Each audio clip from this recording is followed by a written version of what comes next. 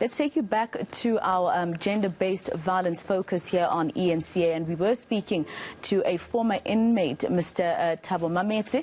He served some time and was paroled last year for killing his wife a few years ago, and we have Dr. Mosoma as well from Correctional Services. Doc, I wanted to ask you the question of how it really looks in South Africa. Is it as we describe it, as you look at the statistics that you have in your Correctional Services facilities? Are we that violent as a country? Good afternoon, Masego, and also good afternoon to the viewers.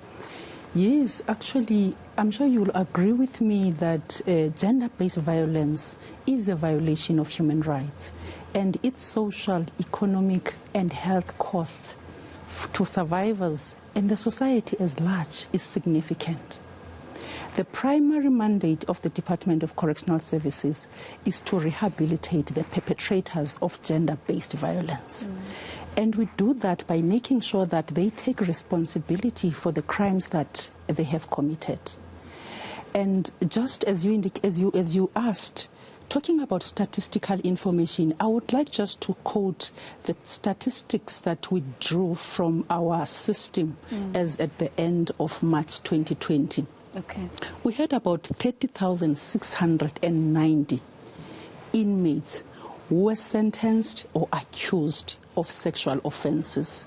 Out of these 30,000, just over 24,000 were actually sentenced for sexual offenses. And then just over 6,000 were still remand detainees or unsentenced. But in responding to this, as a Department of Correctional Services, we have developed a number of policies and programs. For example, we have developed a policy framework which is basically addressing gender-based violence as part of rehabilitating the inmates and also parolees and probationers who are part of our correctional community correction system. And really, this scourge of gender-based violence has actually necessitated us or compelled us as a department to continue to do some researches, because we also realize that the profile of the inmate population is changing. It is actually changing in consistency with what is happening in our communities in terms of the social ills. So we've got a number of rehabilitation programs that we have developed to respond to that. One of them is a sexual offender treatment program, which is actually targeting offenders who have committed sexual offenses. If you would allow me, I would like just to give a background on the research study that was conducted in order to develop the sexual offender treatment program. It was in 2018 when the study was developed. And the main aim of developing the study was actually to develop a program that is going to be responsive to the needs and risk of this target group. So the sample was about 396 of sexual offenders that were sampled countrywide from 18 correctional centers. But what is important to note about the findings, which actually reflect the changing profile of the inmate population, was that the age categories of those sexual offenders or offenders who committed sexual offenses was between 25 and 39. And what was also of concern was their educational level. About 69% of them, they never finished their secondary school. And also, when we look in terms of their reoffending levels, we also find out from the study that 41% of them, out of these 396 that actually completed the questionnaire, it was not the first time that they were committing offenses. They have committed violent crimes before, and so 41% of that. And that comes to my next question, Doc, in terms of course, Correctional Services is about rehabilitation and eventually forgiveness and reintegration into society, like Dr. Mametse here, who you had to reintegrate into society last year. Now, when those processes happen, one, how does Correctional Services make sure that this is not someone who will likely reoffend?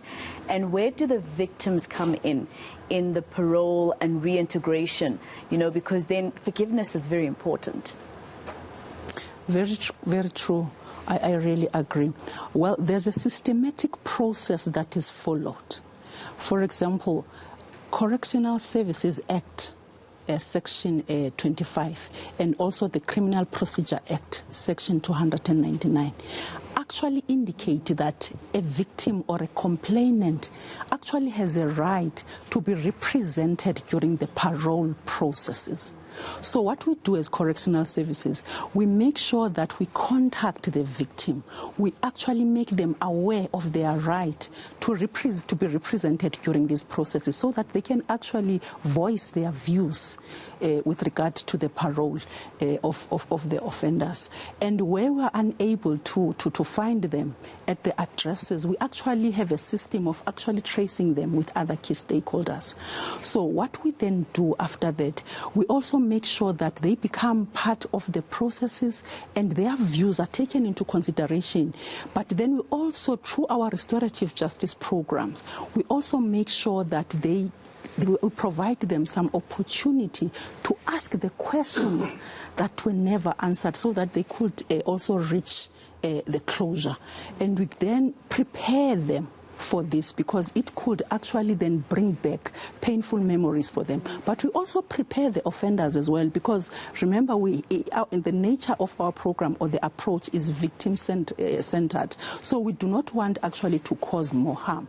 So we prepare them, and we also work with the key stakeholders within the community to ensure that trauma counseling is actually provided to the victims of crime. So once somebody has gone through your system, right, somebody like Ndate Mametse, once they are released from prison, do you continue on their journey, or is it a case of, well, you're out of our hands now, out of our prisons, and therefore you're the responsibility of society? Or do you have programs that compel them, like parole officers, for instance, who compel them to keep communicating? Definitely, because remember, when we talk about parole, once the offender is placed on parole, it means that that offender is still within our system as DCS, but under community corrections, is serving the rest of the sentence in the community, also assisting the offender as well to adapt to the reintegration process. So what then happens before actually the offender is then placed on parole?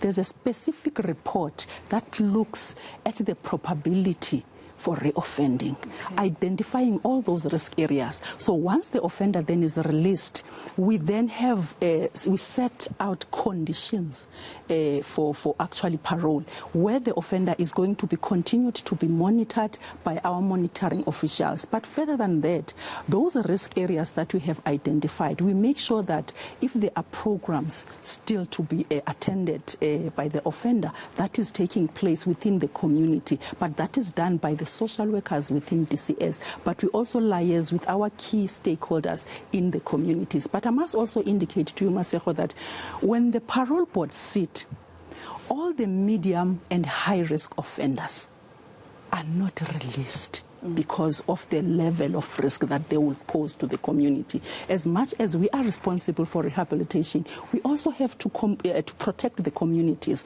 So it is only low-risk offenders that we release to the community and continue to support them until their sentence expires. All right. Thank you so much, Doc, for explaining that to us. And I think it's very important for the viewers to know, as an offender, you don't have a right to get parole. It's something that you apply for, and you might be given parole, but it's not necessarily that you have a right to be released. Let me go back to Ndate Mametse.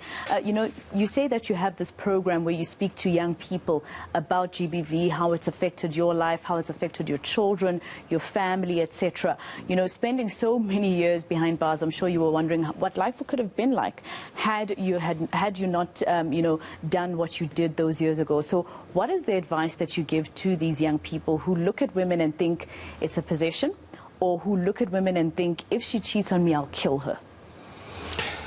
Yeah, Masego, that's a very good one, because yes, I'm involved in motivational talks. You know, I visit schools where I used to promote crime prevention, faith-based places. I always get invites from them, and I talk about these issues. And mainly, I always say, before you look at a person and decide to harm that person, look at yourself first and ask yourself, how would I feel and how would it be if it happens to me? And it's so, the good thing about this whole thing is I only not only talk to the youth, adult, male and female. And I teach them, I also tell them about that a woman is like her own mother, is like her own sister, is like her own cousin, just like anybody who looks at you and sees a living human being. Absolutely. So it's very, very important that those factors you always take into consideration, notwithstanding on forgetting the fact that if you offend, there is a price that you will pay. Yeah. Mr. Mametse, in terms of your children, how many are they, and are they a mixture of boys and girls? What do you tell them about the way that they should walk through life? If you have girls, for instance, and you imagine what happened when you killed your wife those years ago, and you imagine your little girl experiencing that, what do you go through? Firstly, yes, I do have boys, I do have girls, and I have this open door communication policy with my children, and that we talk about anything but everything. And God has already given me that platform of being very, very close with my kids, opening up to them, and so that they can also open up to me, and it happens exactly that. And I tell my boys, my girls, gender-based violence, it's not only men who abuse women, but women also abuse men in one way or another. Women abuse men too, but it's just that men keep it within themselves. They never show it out, they never talk about it, but it does happen. And it happens, in some instances, it happens in such a way that that man ends up dead, because what comes to his mind is, what's the good of it? What's the good of this life? I can rather end it, and they end their lives. I want to take you back to your daughters. You know, obviously your wife had a father and parents who loved her, who didn't expect to lose her like that, to someone that they had trusted to give her away for marriage. So when you look at your daughter and you think of the world we're living in today and people who might act the way that you did, what goes through your mind? Masego, I'll answer your question, but before I do that, that thing never ever stops coming to my mind. It is always there. Okay. I always think of my in-laws. How do they feel? What do they think when they remember their daughter? It is always on, and it is going to stay on my mind up until the last day of my life under the sun. And I talk to my daughters about it. Okay. I talk to my boys about it. I said, I remember at one stage, my daughter came to me and said to me, you know what, Didi?